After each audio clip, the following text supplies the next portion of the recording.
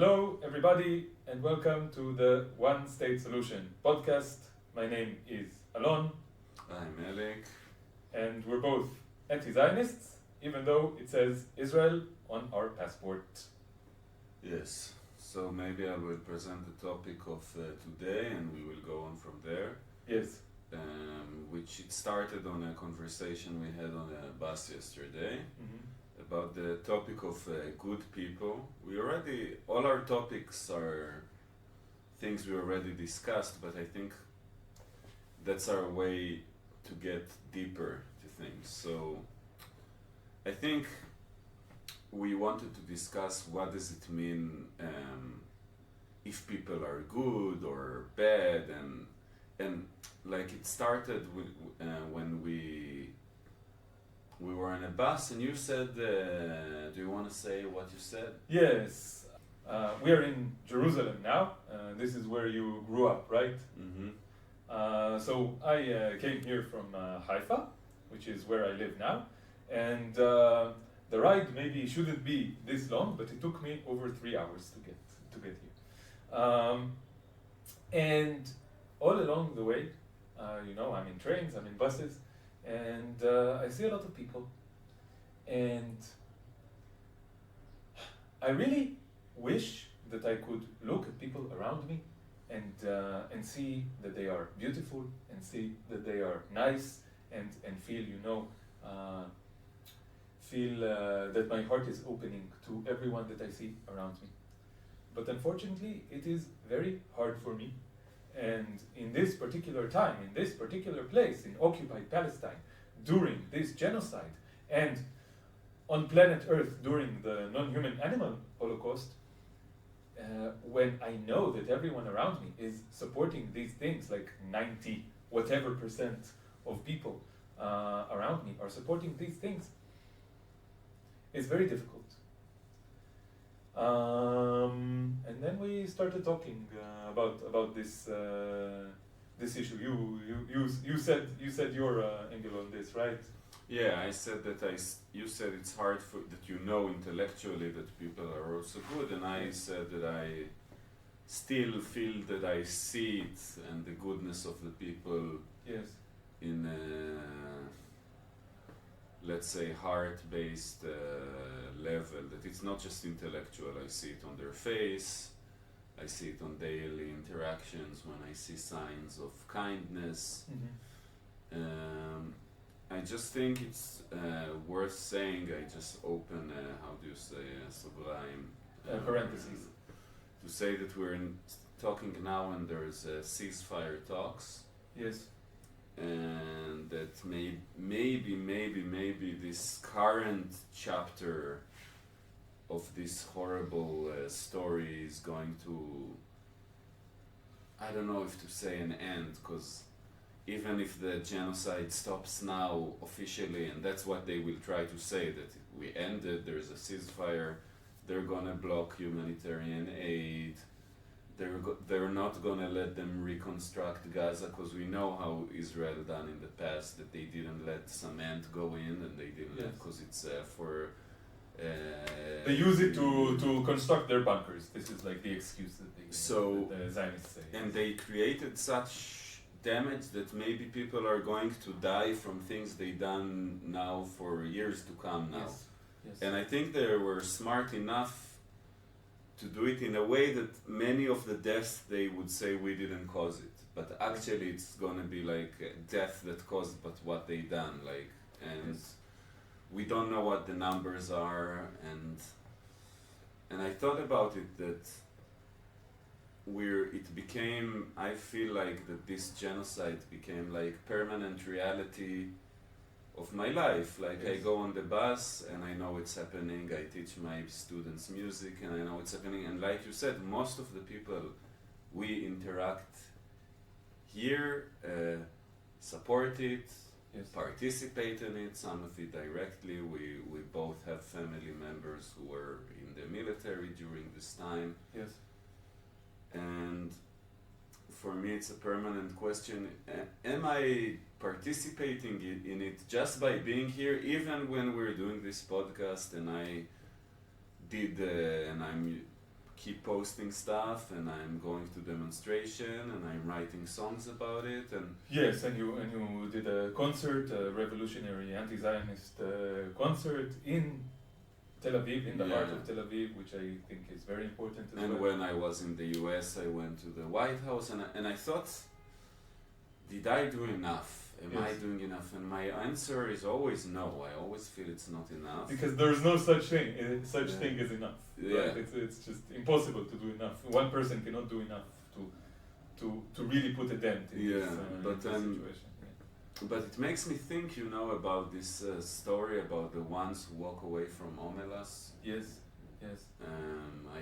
People can read it. I'm gonna spoiler it now, but it's not a matter of spoiler because it's an idea. It's not really a story at the moment. But if you don't wanna, if you wanna. Spoiler alert. Yeah, it's. Skip ahead 1 minute. It's a short story, but Ursula K. Le Guin, I Okay. think it's her name. Yes. She's a science fiction author. She wrote a lot of cool stuff. And it's about a city that it's like utopia, and everyone are happy, and the people and animals, they live in harmony. But there is a catch that in the middle of a city there is a dungeon where a little child is being tortured. Yes. And everyone in the city are brought up to see this child, and they're being taught that they cannot help her because of this child torment and suffering, the whole city can maintain itself as a perfect place. I didn't read the story. Is it presented as if this is just physical reality, that because this child is being tormented they can have this utopia, or is it just an opinion or a religious kind of belief, a mystical kind of belief? I think it's kind of the rule of the place, but maybe we should read it and go into it more carefully, because maybe she left a room to doubt it. Interpretation. But the story is named The One Who Walks Away because they're a small group of people who understand this. Mhm. Most of the people see it, they cry, but at some point they say, okay, we understand, this is how our society works, and this is a sacrifice that we have to pay. Yes. And I feel there's a lot of parallels in the Israeli society Yes. towards this, and maybe in the Western society. But there's also differences. One difference is that this is not a utopia, far from it. Far from it, and I think this kind of idea, like she takes it to the extreme, right? Yeah. To make the point, right? Even if this were a complete utopia, Right, and right. even if it were only one child, then still Right. it would be problematic. Israel killed, murdered now 70,000 children. It's not only one child. 17,000 is the official number, but I believe it is much higher. But the thing is that this is far from a utopia, and I think that one of the things that we need to understand is that one of the reasons that this place is not a utopia and far from it is that karma works here, Karma right? works. And that let's give one example that connects to what we want to talk about. Once people need to behave in ways that are horrible, need to do atrocious acts, need to kill and be in situations where they are shooting at people and getting shot at and participating in such atrocities, something in their mind changes, and then they come back to this. This is something that Israelis talk about, right? They talk about how the people who went to Gaza and to Lebanon to do these things are traumatized. They talk about it in their narcissistic, melodramatic, selfish But it's also way. But it's very also true. suppressed. They also try, because part of the normalization is that, okay, it's a trauma, but we're fine, and somehow. But the ones who are the good liberals, they talk about it in a serious way. But they talk about it in a fake serious way. They talk about it in a melodramatic way, and they will not acknowledge that there is a root cause to this, and that there is a problem with this happening. They will say, oh, they went there, they have to go there. This is the axiom. They have to go there, they have to do these things. But the problem is that they come back traumatized, and we need to deal with this trauma. This would be like the way that they frame the whole thing. But they do acknowledge this, and this is my point, that even they acknowledge that there is a serious problem with people going to participate in atrocities because they come back different people. Yeah. And they come back more aggressive, and they come back less connected, and they come back. This is the karma, right? Our society, I find myself using this. Israeli society is also affected by this in a very deep way. But I just want to finish the point about Yes. the story, Yes.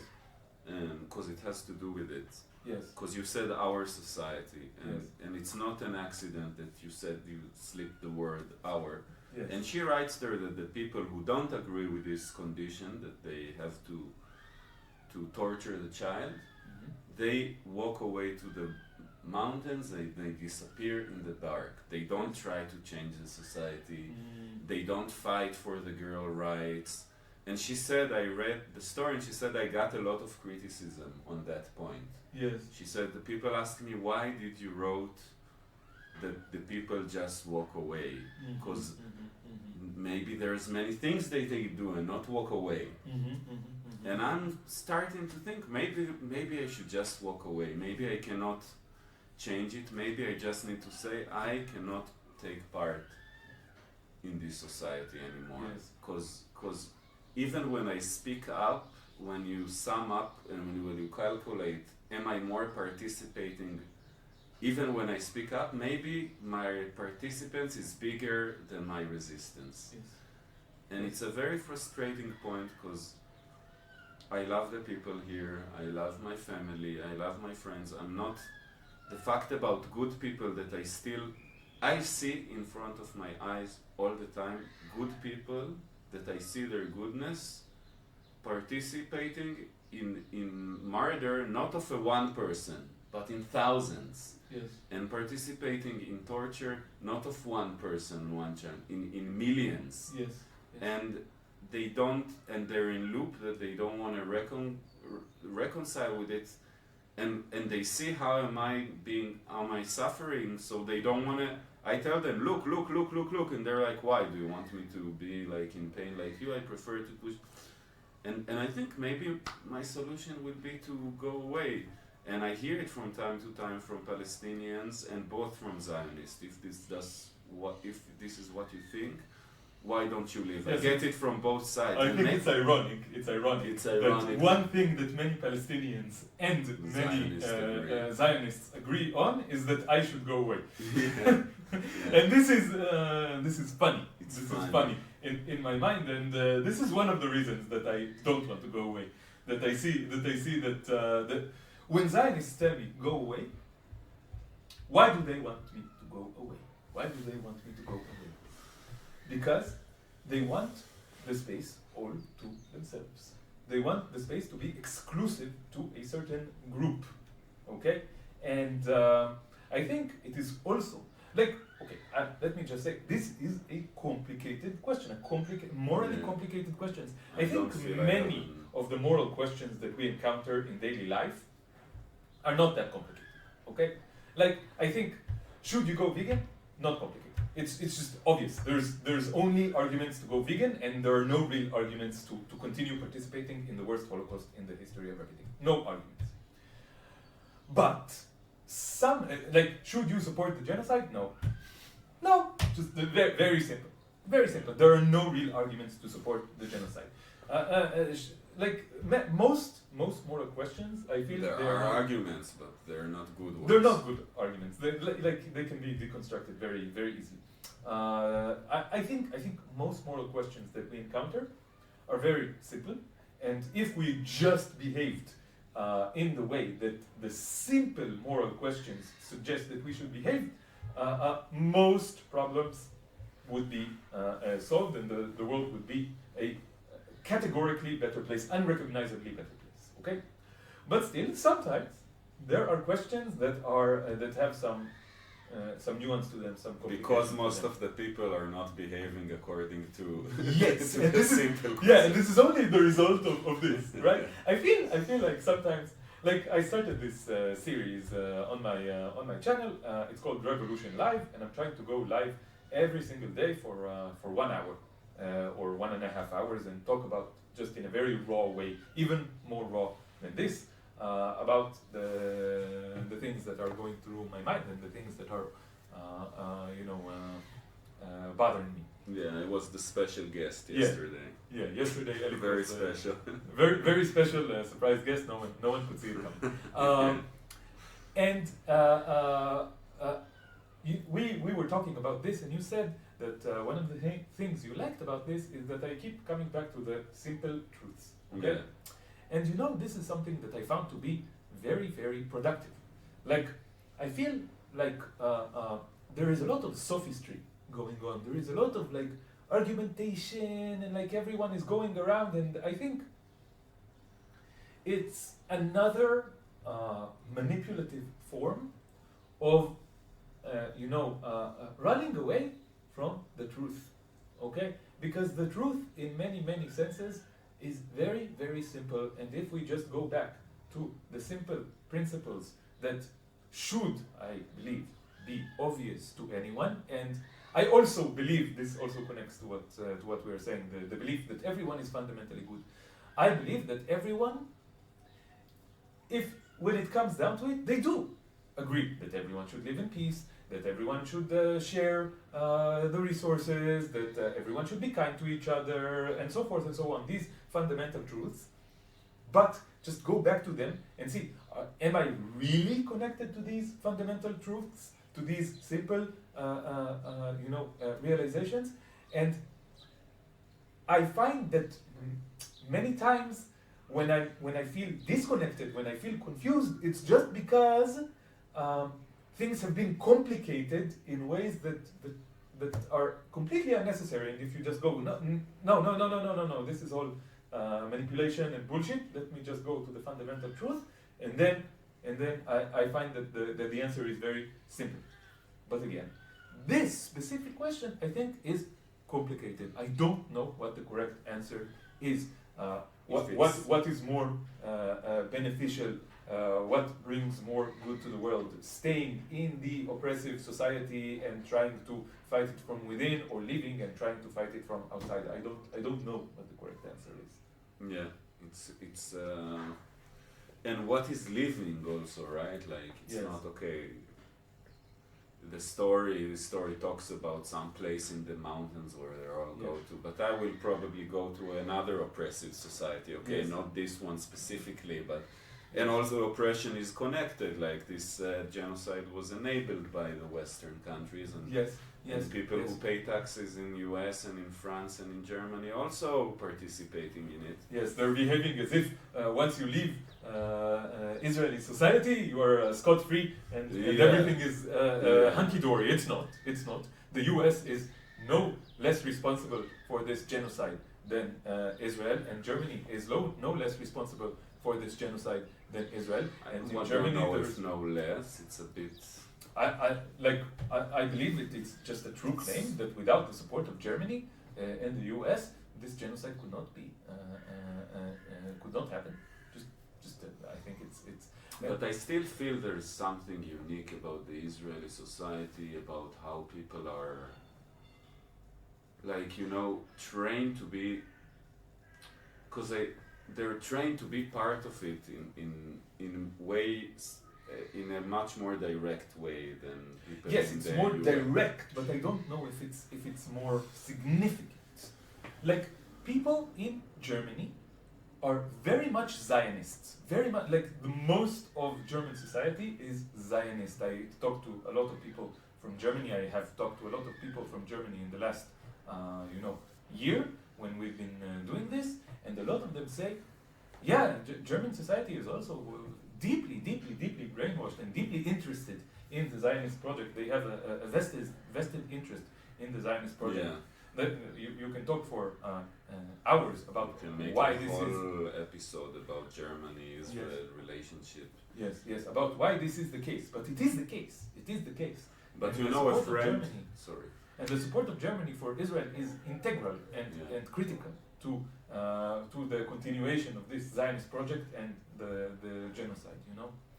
Yeah, and I thought, like, you know, I was arguing with a friend that he told me, but Germans have a lot of conscience and they're teaching about the Holocaust all the time. And I told him, if it made them support another genocide, I would prefer that they wouldn't teach anything about the Holocaust. Yes. Like, there is no value in teaching about this crime in it for itself. The value is if it prevents you doing more harm. And if you support more crime, so it means and also in Israel they teach about the Holocaust, and I say it about Israel the same. I would prefer that the Israeli people will be ignorant and wouldn't know that the Holocaust exists, because the way they teach about it, except for a few exceptions that I think it's me and you and few other conscientious Israelis that said, okay, we learned all our lives that staying silent when there's atrocities happening is bad, but most of the people here learn that you need to support the atrocities because of this education. Yes, it's the goal of Holocaust education in Israel to normalize and justify the oppression of the Palestinians. This is the goal. If you look at this factory of Holocaust education, it is just a tool to make create obedient servants of the Zionist project. If you look at the trips to Auschwitz and to Poland and to Auschwitz that they organize in high school, so they take almost all Israelis when they are in high school. They are taken to a trip of 2 or 3 weeks to Poland, where they visit all the concentration camps and they do the emotional moment where they wrap themselves in the Israeli flag inside Auschwitz to see how we rose up from the ashes. You know, all this bullshit. And now it's not going to happen again because we have a state that's basically yes. It's never again to us, and that's it. And to make it not happen again to us, we need to make it happen again to a lot of others. You know?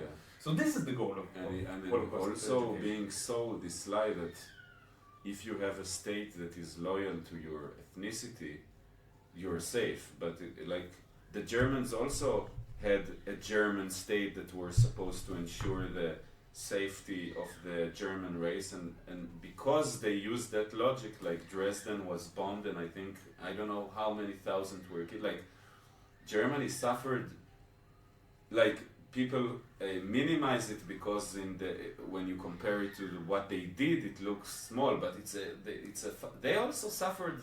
It's also a Holocaust. What happened? The bombing of German cities during, and often I tell Israeli friends, like, do you think you can commit a genocide in the middle of the Arab Muslim world and you kill Arab Muslims that all the people around feel solidarity with them? The reason they cannot protect them is because they have corrupt regimes too, that's supported by the West, that prevents them from helping their brothers and sisters, but they won't.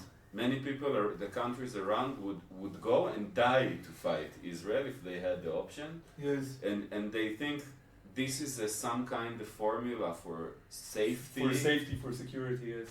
Israel makes and Israel keeps anti-Semitism alive all around the world. Like it's crazy. It's crazy to believe that in some way this is an answer for the Holocaust and it's some way solution for the Jewish people problem. It just, to me, it's just I don't know. It's a continuation of the Nazi disease and in a different form.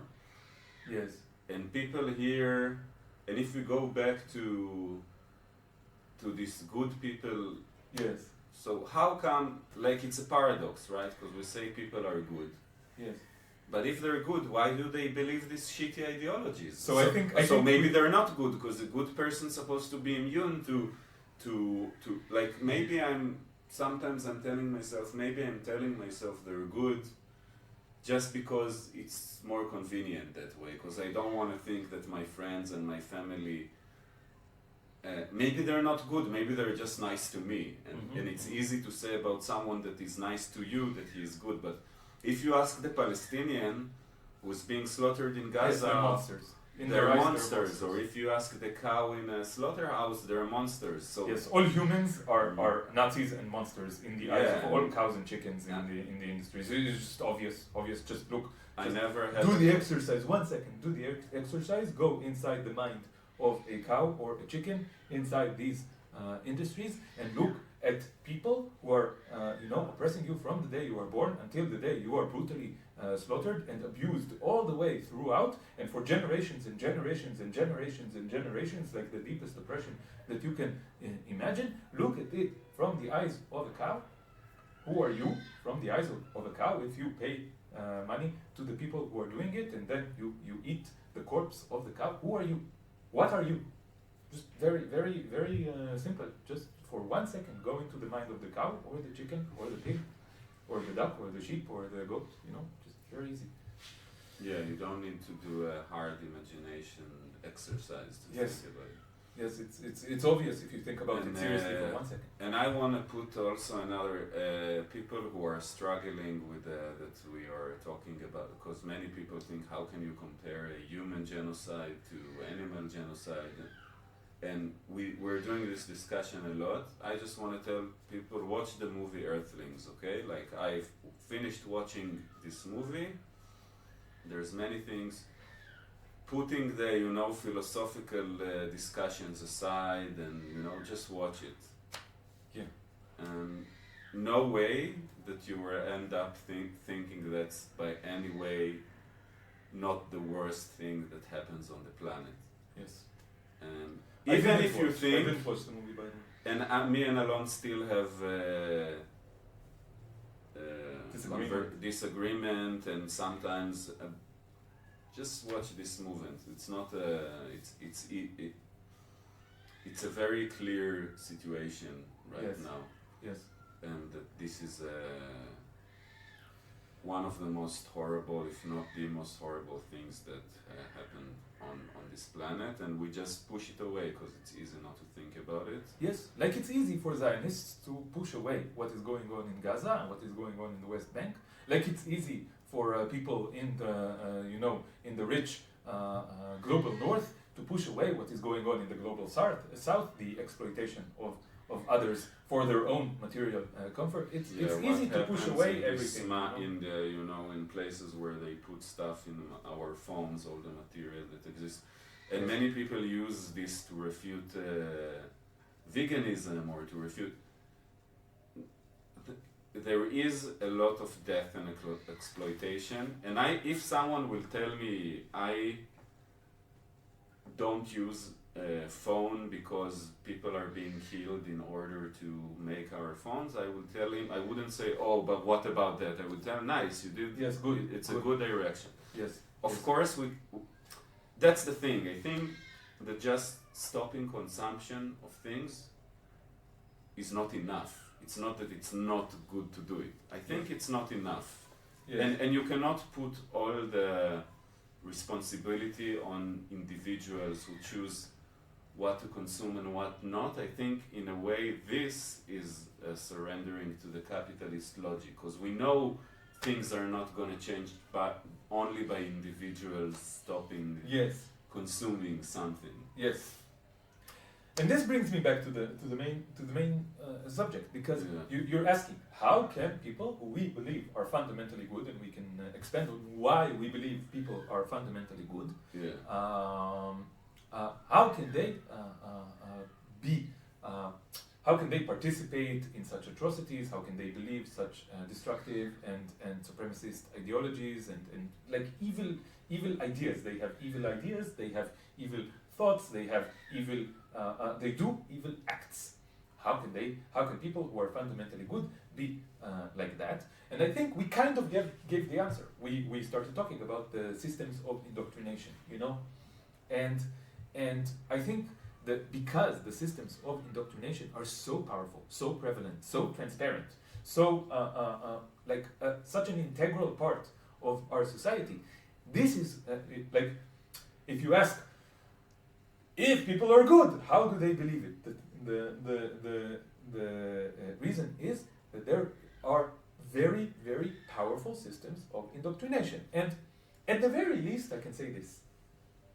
let's first of all try to dismantle and deconstruct as much of the indoctrination, propaganda, brainwashing that exists around us. And also, not just indoctrination, it's not just speaking, it's not just teaching, it's not just messages. It's also true material, conditions. Like, for example, you said that when you speak to people and you say, please look at what is going on, they say, but if I look at what is going on, then I will be like you. I will be rejected from society, I will be depressed all the time, I will be, I will feel disconnected, okay? And yes, this is true. Ostracization and disconnection from society are very, it's meaningful, okay? It's not, like, imagine a tribe, okay? A tribe 50,000 years ago, you are born to a tribe of like a few dozen people or a few hundred people. If you are ostracized from this tribe, then the result is that you are dead. Very quickly, you will be dead. If you maybe you manage to walk somewhere else and to find another tribe and be adopted by this tribe, maybe a long shot. You will not be able to survive on your own. This is just impossible, just physically impossible. It's impossible to survive on your own. So, ostracization from society is something that, first of all, on a biological, psychological, emotional level, is a very, very severe punishment, and also it leads to losing your comfortable material conditions. Yeah, it's not an accident that our this mechanism that it's embedded in our psyche, that we're so afraid what the society says about us. It's like, yes, I think it's evolved through, billion years of evolution. So yes, we learn to fit into society, so we survive. Yeah. I think like there has. Like when we speak against the genocide, we going against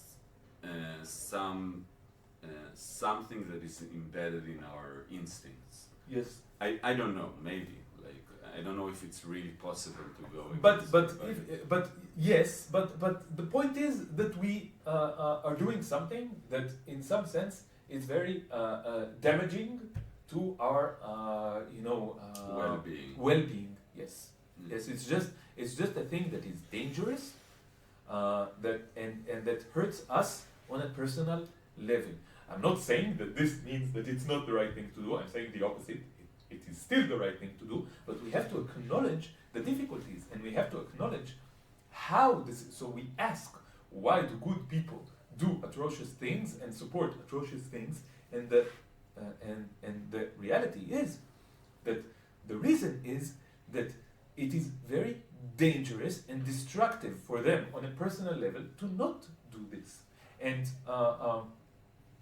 so we need to talk maybe about this logical structure of the prisoner's dilemma. Okay. Okay. So it's a very it's an idea in game theory. Okay, game theory is the field of mathematics that deals with behaviors of subjects who have some interests. Okay, Yeah. have some goals and interests. And you can explain a lot of our behaviors through this theory, Yes, right? yes, through these very simple abstract structures. Okay. Mhm. So the story goes that the regime captures two people who did something against the regime, okay, and they put them in separate rooms, okay, and they tell them. So we need to make up like specific numbers, and so that it works. But it's very easy to find the correct numbers. I will say numbers that I think work. They tell them, okay, if you both stay silent, not rat each other out. It's that's a human supremacist expression. If you don't tell on each other, we will not be able to prove anything. So you will be free. Okay, you can go free. But if you both tell on each other, you will both go to prison for 5 years. But if one of you tells on each other and the other does not tell on the other person, the one that doesn't tell on the other person will go to prison for 10 years, and the one who does tell on the other person will only go to prison for 1 year. Okay? And even though, if these two prisoners would talk to each other and like decide what they do in a shared way, they would say, of course, it's better for us not to tell on each other. Yeah. But from a very subjective point of view, it's beneficial for each of them separately to tell on the other person, and then the result is that they both go to prison for 5 years. They get a less... Because they both tell. They both tell because from their own personal point of view, it's better for them to tell. Okay, so this is the prisoner's dilemma, and you can expand this to more than to agents. Okay, agents are subjects who have freedom of choice. Yeah, that's why most of society choose to be enslaved. It's yes, interesting that you think it's called the prisoners, and it's kind of what tells you why most of the people are. Yes. Yeah. They choose to remain prisoners. It's also the same situation as a hostage situation. Like the generalization of the prisoner's dilemma to more than one person and more than two people is called the hostage dilemma. Because I don't know, when like 10 people are taken hostage, it is absolutely better for all 10 people to attack the one person who took them hostage. Okay, but it's for each person to be the one to initiate this is very dangerous. Okay, so they remain hostages and they don't fight back against it, even though collectively they have more power than That's the one. That's why I think like the revolutionary person is usually an individual that is willing to sacrifice to say, Yes.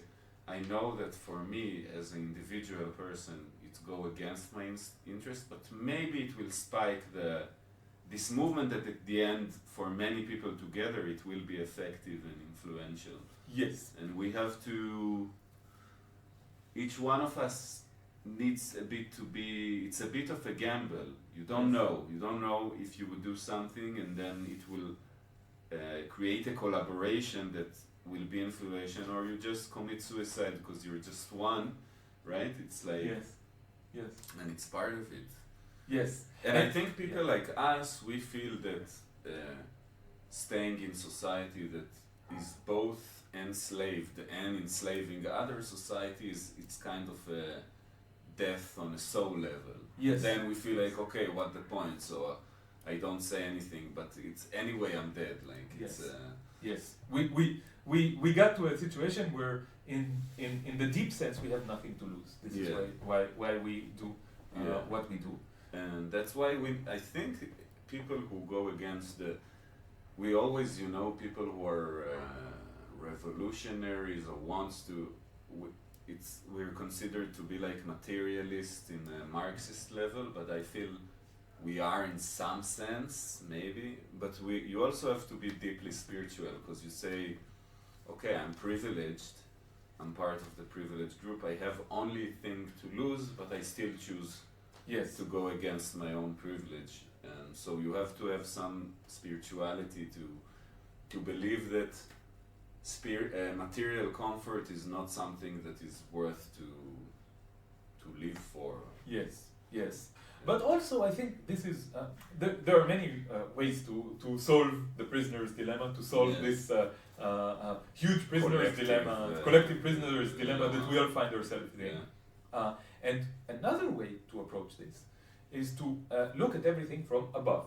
This is something that also, if you look up prisoner's dilemma on Wikipedia, the last time I looked it up, maybe it's still there, they talk about, I think it was called super morality. Not super morality, not that, but morality that comes from above, from looking at things from above. Mm-hmm. If both prisoners look at the situation from above, from the outside, however you want to talk about this, they will see the situation. They will analyze the situation like we just analyzed the situation, and they will see that it's beneficial for both of them to stay silent and not tell on each other. Okay? And I think this is why we are talking. There's a position that you're just talking, you're not making a difference, Right. you're just talking. I hear it all the time. But I think talking is very, very important. Because we're Why? talking to the other prisoner. Yes, exactly. We are talking so that more and more people can look at the situation from outside, like we are trying to do. Like we are all trying to look at the situation from outside more and more and more, and not be trapped in our narrow point of view that makes us act selfishly and therefore hurt not just others but also ourselves ultimately. Okay, so we want more and more and more people to be more aware, to raise awareness. So this expression, raise awareness, it became a cliche at this point. Okay, it became a stupid liberal cliche. But let's take it seriously. Awareness is, I think, a very important ingredient in getting to a place where more and more people choose to go against this system. Awareness for how this system enslaves all of us. And if Zionists, for example, truly looked at things, were able to truly look at things from the outside, they would see that they are also enslaved by the system, and that striving for an equal democratic state for everyone between the river and the sea will also benefit them and will also improve their own situation, even on the most pragmatic, material, level, the concrete level. Okay? But if you think about the benefits of one democratic state, of us living as Hebrews, Jews, whatever you want to call us, yes, as an equal citizen in a free democratic Palestine, mm-hmm. It's not a small benefit. Yes. It's like so much better, so much better in so many levels, in so many aspects of life, and people are not. Maybe this is something that I'm failing, that I don't hold this vision too much, and because if I would have it in front of me, it would be also not just look at you, you're depressed, because it's like, wow, look at you, you have a vision. Yes. Look at you, you have something good you're striving for that makes you excited. Mm-hmm. Look, you're talking to Palestinians and you're showing us, like, we need to hold this view that you said that is not from the narrow, because I thought about it, why do Zionists don't support equality? Because they feel supporting equality is like not telling about the other prisoner while the other prisoner is telling about them. Yes. That's how they experience it. They think it's a lack of trust. Yes, this is why your friend told you, the guy you're playing music with told you, it's either I kill, murder, or I commit suicide, right? This is their perception. See the prisoner's dilemma, very, like, it's so simple. You can just see it. Yeah. No, it's good you brought it up. But if we talk to Palestinians and we show again and again and again, and it's not easy because many Palestinians experience the same from the side. How can we trust these Zionists? How can we trust these people who came as a foreigner to our land, took it over, offered us again fake peace deals that they just used to make us even more dispossessed? Yes. And that at the end, and leave us in a situation that it's either we agree to our own subjugation or we resist and then they genocide us. Like, how are we supposed to think that they can offer? I think when I get this from Palestinians who hear me even saying that I'm anti-Zionist because they're so used to being tricked. Yes. Because and it's true, they're being. There's nothing that the Palestinians didn't try. They didn't try. They tried peace, negotiations. They tried non-violent civil disobedience. They tried everything basically. Yes. And they faced with the most. I think there's not many groups among, let's say, the human society that are faced with this kind of oppression. Yes. So and then so I understand that mistrust, and that's why it's a constant. But still, we found, for example, Muhammad, who we had two interviews with, and we will do more conversations with him on Elik's channel, Sound of Anarchy, on our other podcast, Yalla. Go watch it. It's maybe one of the most important things that we ever did. I feel this single episode we did is one of the most important things I did in my life. Yes, I agree. So I far. agree. I agree.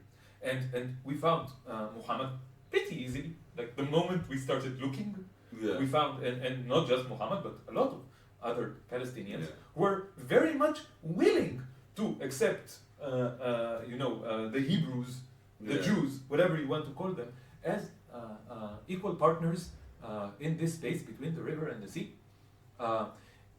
And there are many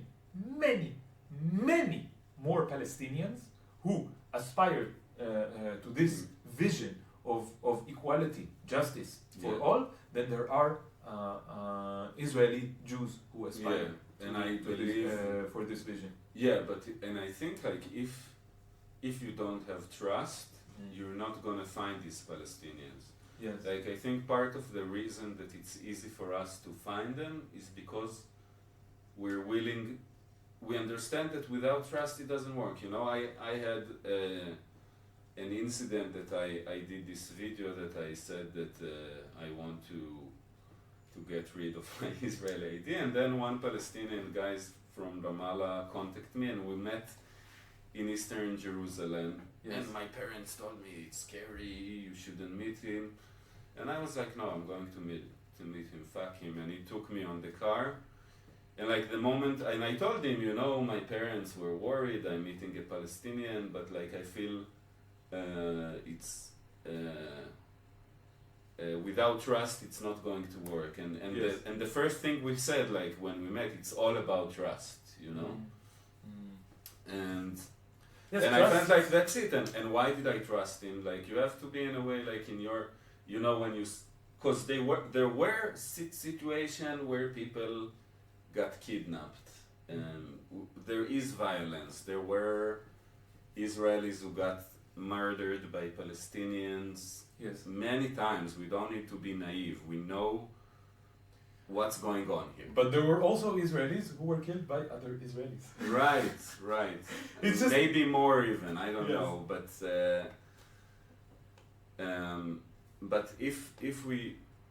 I believe that if we want to break this prisoner's dilemma, we need to say we want full equality, because how can they trust us if we don't insist on that? Like they have way more reasons not to trust us. Even after we insist on it, it's difficult to expect Palestinians to trust us. Yeah. And before we insist on it, of course they were not. Yeah. And this is, now we need to speak to Israelis. Yeah. If you do not very openly and clearly say that you want full justice and equality for all Palestinians, that you are part of a system that has been oppressing them for a century at this point, a fucking century, over a century at this point. It's on you now, more than it's on them. Yes, it's on you. It's on you. It's not the Palestinians' job to say, yes, I will trust you even if you don't promise to stop oppressing me. It's your job to say, I'm against this oppression unequivocally. No asterisks. No asterisks. Yeah. Don't put any asterisks. Elik and I think that the main difference, and this is why I ask Palestinians to trust us. I don't expect anything. Yeah, I don't shouldn't expect anything at this point. But I ask that Palestinians trust us because we say we demand full equality and justice for everyone. No asterisks. No asterisks ever. No but. Yeah. No but. No however. No nevertheless. No. Full justice and equality for all. Full right of return for Palestinians. We don't put any caveats on this. And it doesn't matter how you behave. Okay, this is okay. Again, to Israelis, to Zionists, if you put conditions on equality, freedom, and justice, you are not really demanding equality, freedom, and justice. Please do not put conditions on this. It doesn't allow freedom, equality, and justice if you condition it in advance with like good behavior. If you condition justice with good behavior, then you're not asking justice. It comes from a place of supremacy. If you behave nicely, I will give you justice. Is it even your place to give someone justice? How can you, why do you think that it is your place to decide if someone else deserves or does not deserve justice, freedom, and equality? It's not your place. If you think that it is your place, you're not coming from a place of justice, freedom, and equality. You're coming from a place of supremacy, because you're putting conditions on another's freedom. Yeah. And then don't be surprised when Palestinians don't trust you. They have a good reason to not trust you. Yeah, and it's hard, you know. I feel when you come from the oppressor's side, you need to do a constant work on your ego. It's not to take it personally when some Palestinian will tell you, fuck you, I don't believe you. Yes. You can say, okay. Yes. I will continue to advocate freedom and justice. And I will find the one who do believe, and I will work with them. And if you don't, that's fine. I don't take it personally.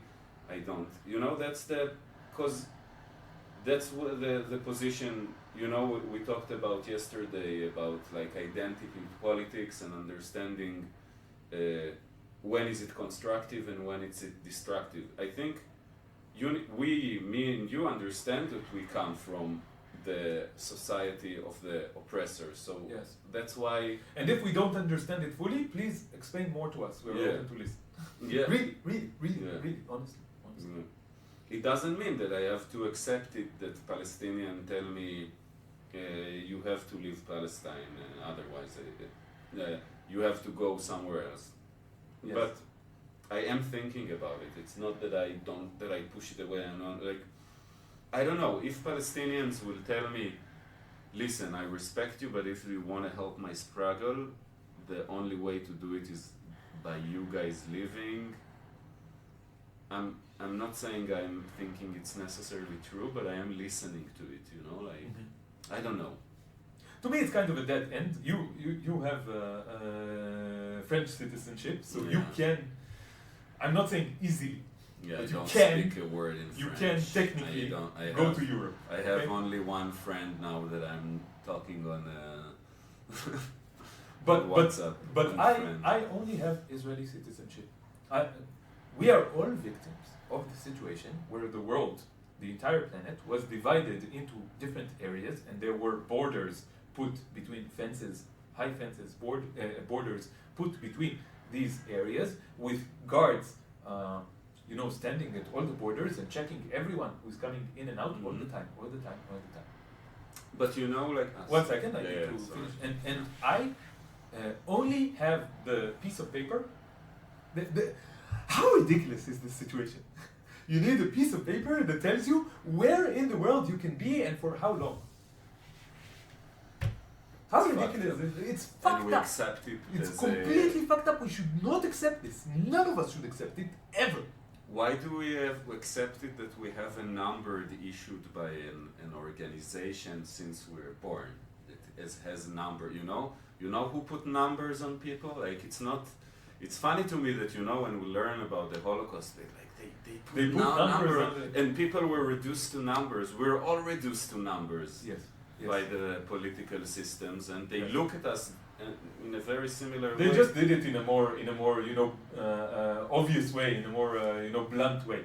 Maybe as an anarchist we shouldn't be surprised that there are genocides happening all the time. And the way they do it, the genocide, it's that they don't oppress everybody. They take other group and say, you are the privilege, we're doing to protect you, and that's how they, that's how they create a situation where other less oppressed group participate in the oppression of more oppressed group. But we're all oppressed. But we're all oppressed. Ultimately, we're all oppressed. So my point is that I only have the piece of paper that allows me to live continually in occupied Palestine, unfortunately. And I don't even know how technically I would, like when people tell me to leave, where would I live? What would I do? I don't even know how to do it. Like even if you don't consider yourself with the moral issues of should I do it or shouldn't I do it, how even, like technically it's impossible to me. And I think people who are pro-Palestine should understand. Okay, so again, let's go back to the question of good people, okay? Of good people who are doing horrible things and supporting horrible things.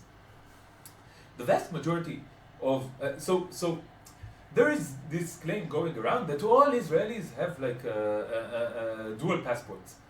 That's absolutely not true. Yeah, most of them don't. The vast majority of Israelis, I don't know the exact numbers, but the majority of Israelis, Jewish Israelis, do not have a second passport. They do not have a second citizenship, and they have nowhere else to go. So, if the position around them will say, you have to leave and you have to become refugees, like, look at it for 1 second from their angle, okay? Let's try to look at things from all angles. I don't know if this is upsetting to some of our viewers, to try to look at things from the Zionist angle. Yeah. But I do it anyway. I look at things from the angle of Zionists, I look at things from the angle of Carnists. It doesn't mean that I have to accept what they're saying. It doesn't mean that I have to accept their right to continue participating in the oppressive system. Of course not, they don't have such a right. But still, it's constructive, beneficial, and helpful, and I think also critical and necessary to look at things from the angle of everyone. And if we look at things from the angle of Zionists, from the point of view of Zionists, if you're telling them the solution is for you to become a refugee, what do you expect them to do? What do you expect them? Do you expect them, like, what I tell Zionists is, what do you expect Palestinians to do? Just to roll over and say, okay, take my land, take my home, take my rights, take my freedom, and I will not resist your the oppression that you have subjected me to. Of course they wouldn't accept it. But let's turn this around, and I'm not creating a symmetry. I'm just saying that this also exists in the other direction. Mm-hmm. If you're saying to a Zionist, the solution is for you to be a refugee, the solution is for you to lose everything that you have and to not have a home, to go back to the situation that you were in, in the time of the Second World War, where you had no protection from horrible violence, then you cannot expect them to accept it. You cannot. It's just not anything. It's not something that anyone would accept, and it's not something that you would accept either. Okay? So please, if we want to get to a constructive place, if we want to actually make the situation better for everyone, we must understand that some things are not, real solutions. Okay? It's not a real solution to say to Zionists, yes, we don't care about you, you should be kicked out. It just doesn't help anyone. Like, I can understand why you feel this way, but I can understand why a lot of people feel a lot of ways. It doesn't mean that it's constructive.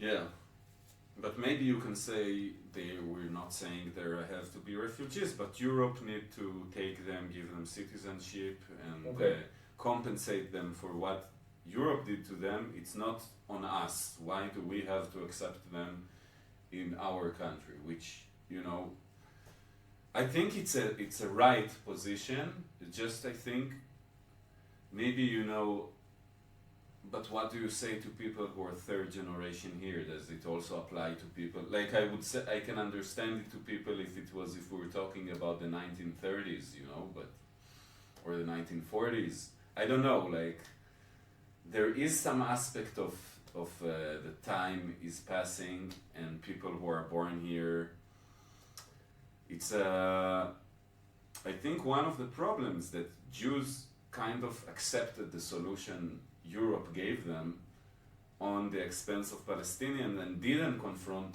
Europe. And I think part of the reason Europe doesn't want to solve, because if we open the historical bill, or how do you would say it, can you say it? I don't know, like the account. The account. Yes. So it means Europe will have to look, and Germany specifically, and and say, okay, maybe we didn't compensate the Jews truly for what we did to them.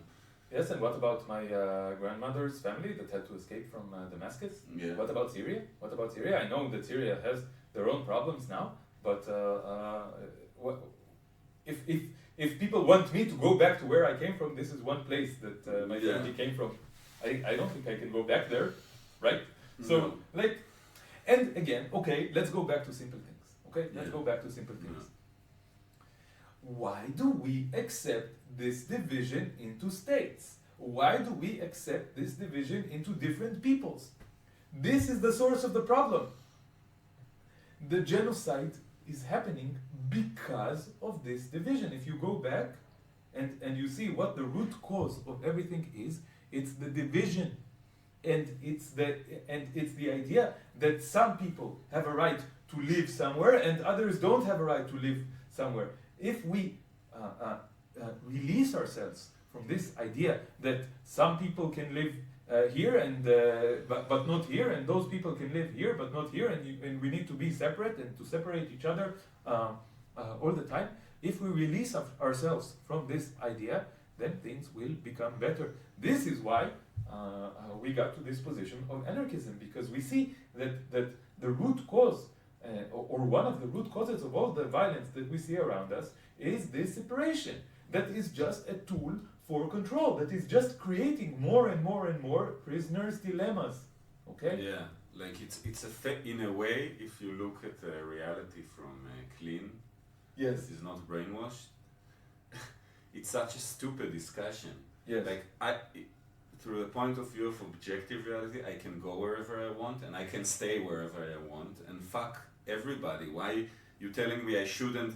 Why can't I go to some other country if I want to? You know, like, I think when we say, like, I can stay here, I need to stay here, you know, maybe one day I will just want to get the fuck out. Why is that prevented from me also, you know? Yes. Why is it prevented from anybody on this earth? And why am I prevented from staying here? The question, we want to take off the limitation, and then obviously the Palestinian refugees can come back. Yes. And live inside their historical homeland that they feel connected to.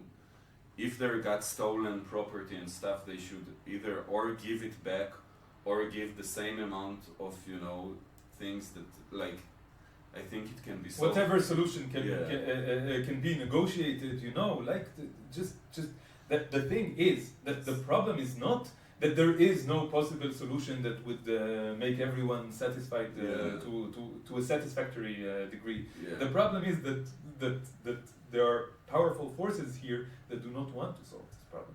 Yeah. This is the thing. I think many Palestinians, if they will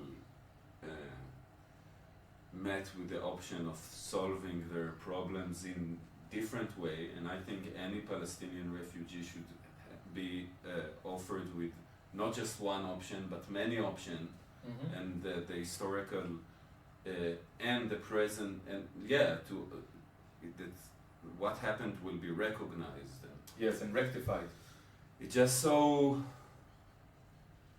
far from the reality now that it's frustrating. But you know, when that's why. But I feel that the episodes that we did with Muhammad is so important, because first of all, it's exactly this breaking of this prisoner dilemma. And it's funny because he is a real prisoner. And we are also prisoners in a better cell, but we're breaking it by creating. And he says, what prevents in the last episode, what from preventing the people here, the Israeli Jews, from becoming part of us Palestinians, who are constructed by many different people who immigrated here throughout history, is not your genetics, your religion, your ethnicity, it's your ideology of Zionism that separates you. And the moment you drop it, you will be eventually become part of this area. And I think for Muhammad to say it in this time is crazy, and you know, crazy but in the good sense. Crazy, yeah. And if he could do it and do this this gap of saying to a Zionist, to his current oppressor, you can become part of us, no Zionist can tell me they cannot do Yes, change. they have no excuse. They have no excuse. If he can do it, you can do it too. Yes. And I think he got to the conclusion that not just that it's good for him that we are here, that he believed that our joint struggle, even if we're a very small minority now, is more threat to the system that oppresses him than anything else. Mhm, And that's, mhm. you know, when I talked to him, it made me feel like, okay, we're doing something and there's a value of doing it from here, you know, until it becomes too Impossible dangerous, or dangerous, impossible, and we need to be always sense the danger before it coming. Yes. But Yes, are we, this is another separate question, are we being naive and foolish for Yeah. staying here when fascism is rising? yeah, Are we, you know, condemning ourselves to a horrible fate where the system will eventually catch up to us and treat us the same way that it Yeah. treats most Palestinians, you know, that it has treated most Palestinians for decades and even more than Yeah. that. So let's go back to why. Let's talk about the people around us. We like in the last 15 months, we've had a lot of experiences of talking to people who are like, okay, we mentioned this guy in the podcast a few times. Whenever I come to visit Elik, there's like a coffee and spices shop near Elik's place that we go to buy coffee, to buy some spices, and it always smells good there. And the guy there, just a sweet person, yeah, very very nice person. And you went there the other day, right? And he was talking to you, right? Can you tell about this experience briefly? yeah. Because I was listening before we posted the episode with Muhammad. I was listening to it with the headphones. Yes, just to check that there are no problems with the sound. And I entered and he was like, what are you listening in the headphone? Maybe put it loud so we all can hear. And I was like, are you sure about that? Yes, but before he asked like how I was doing, right? Where's your friend? He asked, where is your friend? Like about Alon, because a few times we went to buy together. And and he's like, where is he? And how is he doing? And you know, it's nice. I don't know. It's warm, nice. it's friendly. It's friendly. He remembers, you know, and we had a few laughs together. Yeah. Yes, but then you didn't tell him what you were listening to. I didn't tell him, and I had a moment of thought. But then my eyes fell on a sticker that was on the coffee grinding machine that says "Finish them," and Am Israel Chai, like long live the people of Israel. And I was like, I guess he's not. You know, finish them. What is more Nazi than this slogan? And that's what he thinks. So these are the kinds of contradictions that we have to face on a daily basis. And he will say death to the Arabs, and probably is an Arab Jew, right? Like He's. I think I asked him, and he said that his family is from Morocco, but I'm not sure. But somewhere in North Africa. Yeah. We were talking about the Berbers. Probably his grandparents spoke Arabic. Yes. As a mother language. Yes, the Berber dialect of Arabic that we were talking about before in the live yesterday in the live session. Someone told us about the Berbers. So So he's a Berber Jew, okay? Yeah. And he came here and he was caught up in this cult of Zionism, okay? And these contradictions, okay. So I want to say why I believe that all people are fundamentally good. So I look at myself, okay? I look at myself and I look at all the instances that I behaved poorly, that I felt like I was superior, that I was violent towards someone. Maybe not even physically violent, but maybe emotionally violent or verbally violent towards others, okay? Where I was not aware of what was going on around me and where I was blind to the oppression of others. For example, I ate cows and chickens and pigs. I ate them. I did it. I am responsible for the murder of many, many cows, chickens, pigs, sheep, goats. I am. And I look at myself and I ask myself, what caused me to do it? And I look at myself and I see two things. I see, first of all, that I only have good intentions. When I look deeply into myself, I only have good intentions. I only want good things to happen to everyone, like deeply. But when I don't, what is the reason? What is the reason? And the reason is that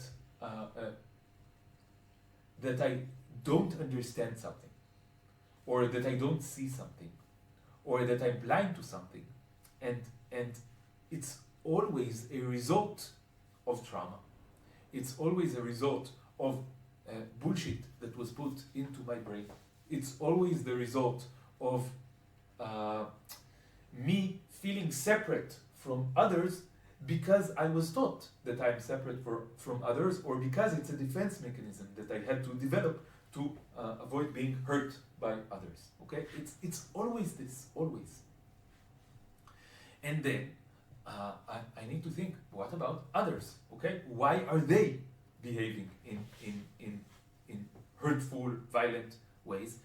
And one of my basic assumptions is that no one is better than anyone else.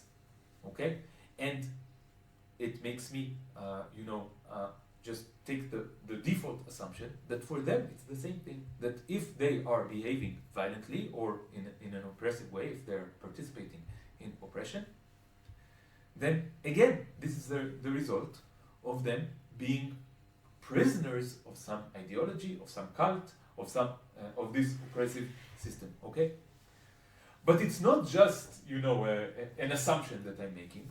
Once I look for the evidence for this, once I look at reality, I see more and more and more and more evidence for this. I see this sweet guy who we can laugh with saying, finish them. And I'm like, this guy obviously has a good heart. This guy obviously has good intentions. And still, he has the finish them sticker on the coffee grinder. Why? Why? Because he's a prisoner of an oppressive system, because he has been brought up and brainwashed to support this oppressive system. But you would say if he was good, he wouldn't believe this, or he would have an ability to feel the pain of the victims of it. Like I feel like most of Israel is somehow don't feel the pain of their victims, and when it's either they don't interact with them and they don't see them. This is let's say this guy is not doing reserves and don't go to the army. Yes. Or when they meet their victims, it's already when they're in the army, which it's a system that first of all traumatized the soldiers themselves. If people know the first 3 months of it is called Tironut. Yes, boot camp. It's basically breaking the soul of the person that goes there. Like when you do it, they do things to you that, to me, it's crazy that people that go through this kind of indoctrination camp after can go but I did this 2 weeks because I was a non-combat soldier. Yes. And I was shocked because I was in these 2 weeks reduced to a non-human being in 1 second. Yes. No, in a second, the moment you go on the bus to this training army base, yes, you're a slave. You're a slave. Nobody asks you what do you want to do for even 1 second. Yes. And it starts in school, yeah. Also, like we need to talk about, maybe when you say indoctrination, we need to unpack. But yes. But so when Israelis don't see that there's a child in Gaza or human beings who suffer, they never have this interact. Because when he sees us, why do we say he's good? Because we look in his face and we see that he's kind to us, and he would never think to take enough stab us and take our possession or to do it for his pleasure. And for him, just even when I look at him, I feel that if I will fall and faint, he will right away go and help me, right? Like that's the thing. And then you feel this gap between the empathy you feel when you interact and you know Yes. what we see on his face, and the lack of empathy on another area, and like So here's what I'm thinking about what you're saying. So it is clear that we see a very complex, very deep-seated system of manipulation, of indoctrination, of brainwashing from the moment you are born until the moment you die. Okay? This system, like we can see this system all around us. Okay? Not just in the aspect of Zionism, okay, but in the aspects of capitalism, of human supremacy, of patriarchy, of statism, okay, all the religion, okay, institutional religion, all these different cults are working around the clock from the moment you are born until the moment you die to brainwash you and to keep you enslaved and subjugated to the system. This obviously works. It does something, okay? So the very least that we can say is that it's very important to deconstruct and dismantle all these systems of propaganda and indoctrination and brainwashing that are not just, the media or the education system or, your family or your, religious leaders or the politicians or so forth and so on. It's not just that. It's much deeper than that. It's much wider than that. It's everyone around you. It's all of society around you. It's working all the time, all the time, all the time, all the time. So, at the very least, I can say that if we deconstruct these systems, the situation will be much better. At the very least, we need to give everyone a chance, a true chance, not you could do it. It's not so easy. It's not so easy, and it's also a matter of luck. Why were we not indoctrinated by this system, the system of Zionism, irreparably? I don't know. Maybe it's a matter of luck. I don't think it's because I'm a better person than anyone else. I think I just had a better chance. So, if we dismantle, deconstruct these systems, then we give more and more and more people a better and better and better chance to free themselves from these systems. Of course, ultimately, it requires a conscious and active choice on the part of this of each and every individual. Yes, but we need to make it not as hard. We need to make it more possible. We need to make it more tangible. And after we deconstruct all these systems, we can start blaming people. Okay?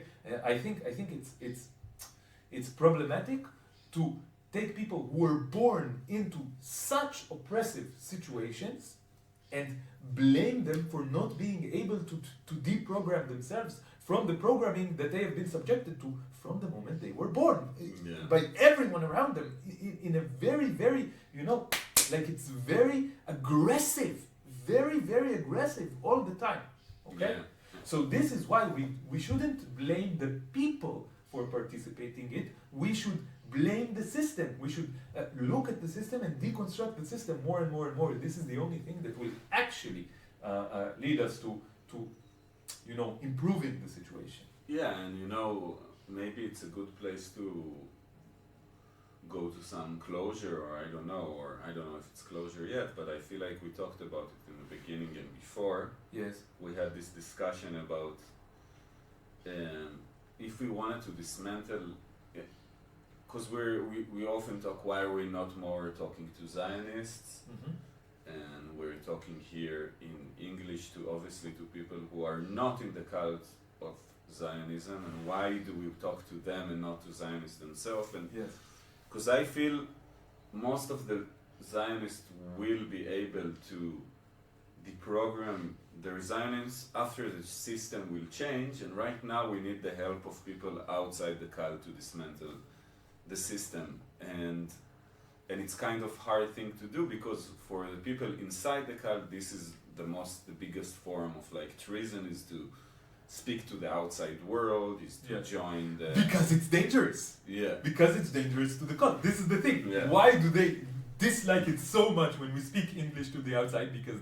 Because the cult knows that it's dangerous to the cult, and therefore the cult operates its subjects to attack us and say, no, don't, אל תחפשו את הכביסה המלוכלכת בחוץ. Don't do the dirty laundry outside.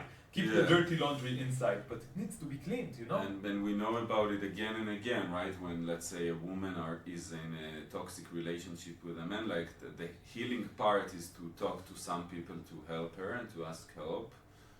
And it's almost, a lot of time it's the most difficult because she feels it's a treason against him. And it's like that with all cults. With all cults and with every kind of toxic...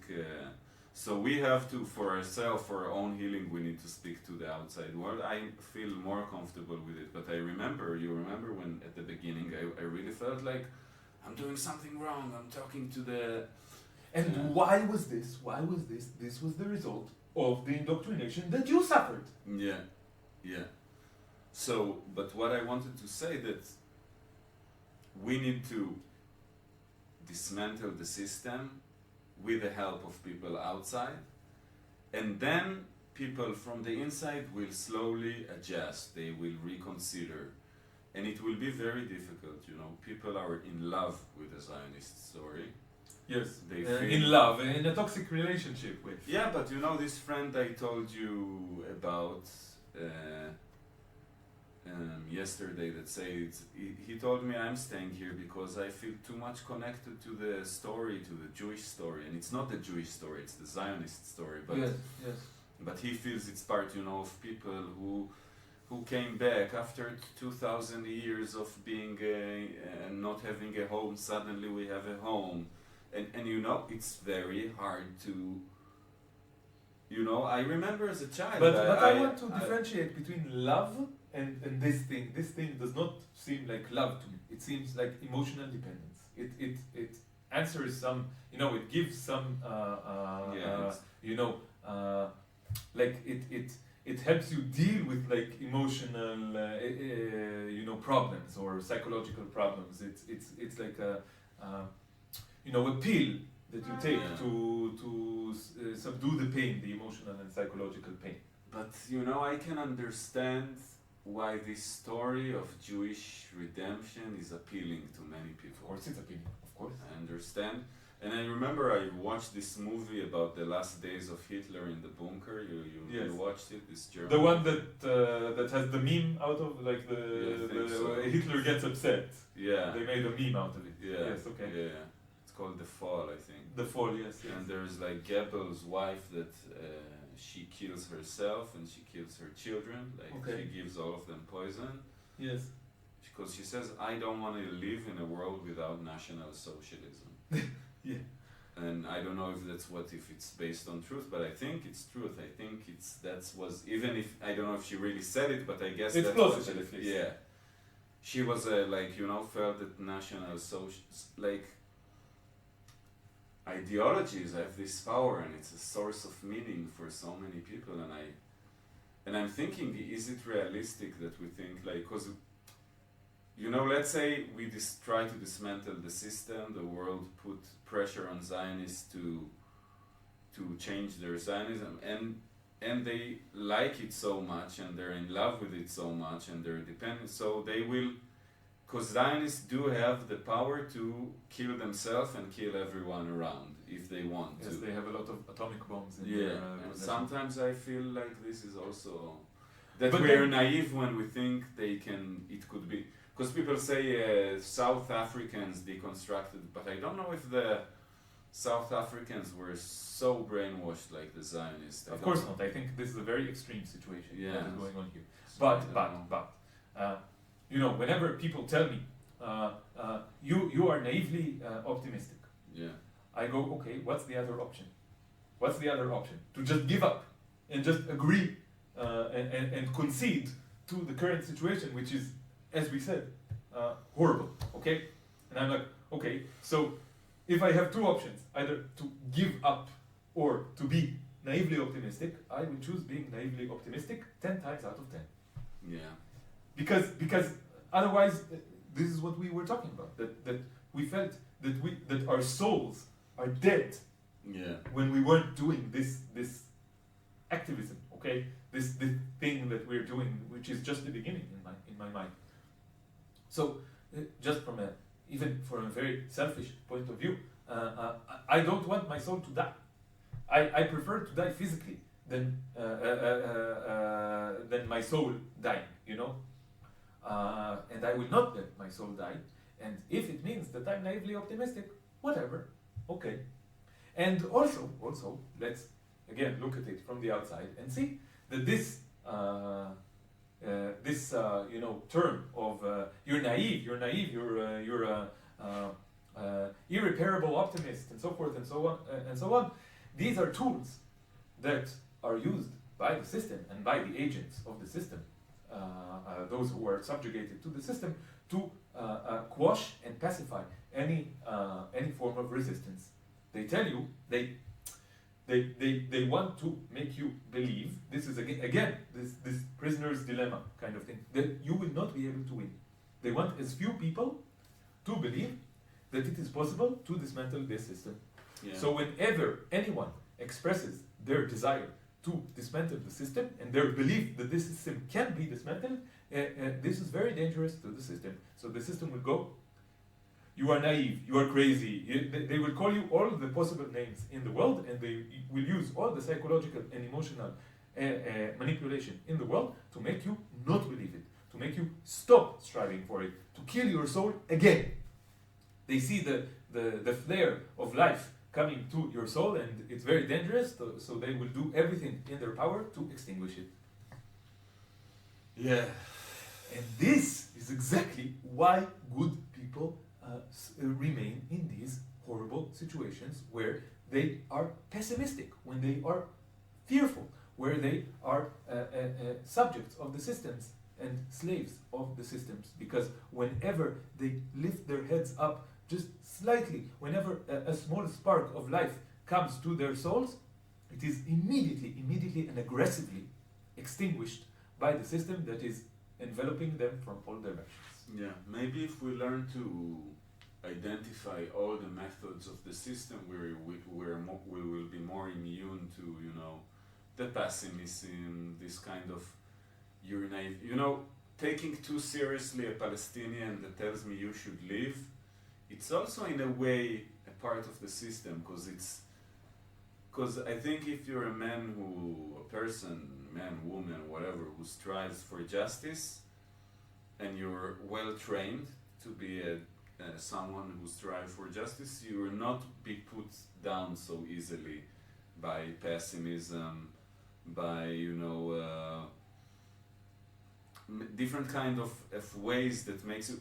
Because you know what is pessimism? It's like looking at the worst possible outcome that can be and raising it up as possibility. But rationally, because part of this game of life is always that the future is unknown. So yeah, it's a possibility that the worst possible outcome.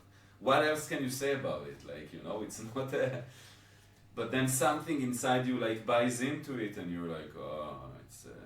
Yes, but if you look back and you will see that the pessimism is the only thing that's preventing the optimistic thing from happening, you will be like, oh, so it's an act of resistance, it's a radical act of resistance to be optimistic. Yeah, and being optimistic is, I'm saying I'm not optimistic, but things are good. We recognize that now in many levels it's the worst that can be. Okay, me and you are not in the worst, but a world that some people are going through, most horrible people and beings and animals, and going to the worst kind of torture, and some people are living next to it and indifferent and just disconnected it in some way. If you look at it from the side, you think maybe this is the worst kind of world, that these things are just happening next to each other. Maybe it's even worse than a world that everybody is suffering. So I think this is why we both, and a lot of people around us, are feeling like we have nothing to lose anymore. Because we look at the world and we see that we cannot imagine anything worse than that. Yeah. Seriously, we cannot imagine anything worse than that. Yes, it's peaceful in many sense, like we have the material things around us, but it's not like I don't feel like my personal life is good in any way, and I don't feel like it will become good if I disconnect myself from the suffering and violence that I see around me. I already came from there. Yeah. I came from a place of disconnection, and I did not feel good. Yeah. And I don't believe when others around me tell me that they feel good in their disconnected situation, I do not believe them. I look in their eyes and I see their eyes are dead, and I see that their souls are dead, and I just don't believe them that it's And good many to remain people, in the place that they are. many people in the Israeli society suffer from depression, and they don't identify it. But I think it has a lot to do with the fact that they're living next to a concentration camp that being genocided now. Like Yes. maybe they don't feel that this is the thing, but We see it. we see it. And this is one of the reasons that I started this series of Revolution Live, because I think we need to expose all the ways that these oppressive systems are manipulating us into succumbing to these systems, into remaining subjugated to the systems, and we need to see all the different ways that we can free ourselves. It's a long and complex process. It's like you do this small thing and you do this small thing, and you go forward and then you go backwards because you get like backlash, so you go backwards and then you go forward again. It's a very complex and long and everlasting process in some sense. But I think the more we are aware of the manipulations that the systems are using to keep us subjugated, the more we can deconstruct it, and the more we can become truly revolutionary, truly act in a true resistance, in a way of true resistance, And keeping optimism, I think, is again a very radical act of resistance. Okay. Yeah, I think this is a It's good place to finish. Yeah. Uh-huh. Yes, the place of optimism. Maybe some final remarks before we wrap everything up. Yeah, I think we said few things and that were really important, and I think I like this issue of like being the ones who are able to see above the like narrow-minded self-interest, and then we connect to a bigger self-interest, like Yes. and maybe it's connected to the optimism. Like I think we touched on many important things. Yes. And thank you. It was good. I understood a lot of things. Yes, Through this yes. conversation. Yes, me too. I think it's an ongoing discussion that will never end, and we must continue it, because I think it's the only way to really to make the revolution happen. We need to understand what is going on around us.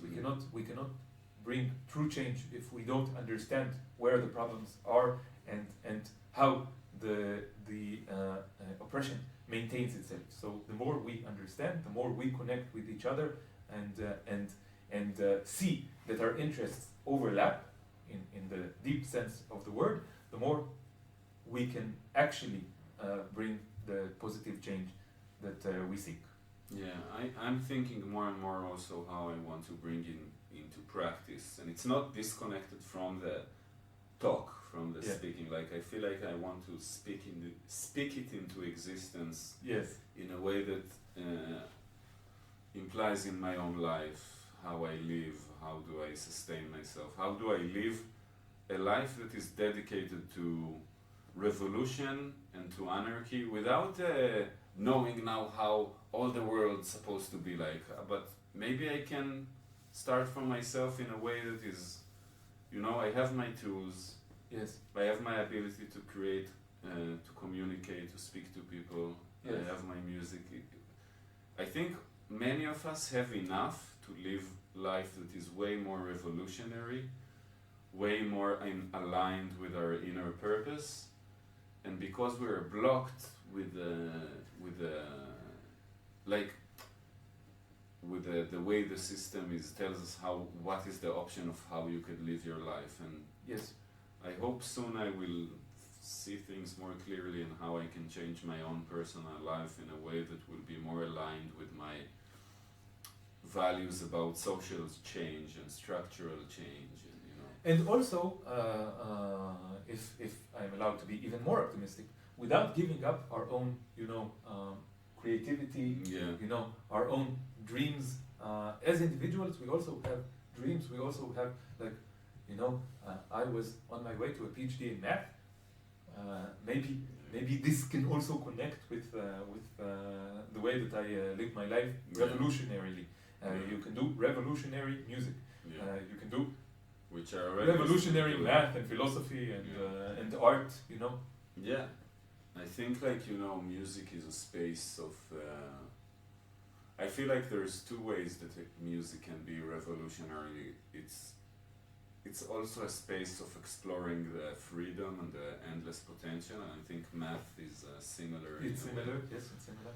And it's also an amazing tool of communication, that this is how I used to, my songs are talking about like the liberating Palestine and the whole world. It's Yes. and I feel it affects people in different ways than other stuff I do. So, but we shall all use all our tools that we have. All of us have different tools. Yes, we all have different talents. This conversation is one tool. We have others. Yes. Okay, so on this note, thank you everyone for listening to us for again such a long time. Yeah. Thank you, Elik. Thank you, Alon. It's always really helpful. Every time we speak, I feel like I grow a little bit. Yes, I feel a little bit smarter, a little bit more connected to myself, a little bit more connected to reality, and this is why we say that this is a form of therapy for us and for everyone watching, hopefully. Okay, so peace and justice for all, and bye-bye everyone. Bye, Free Palestine. Free Palestine.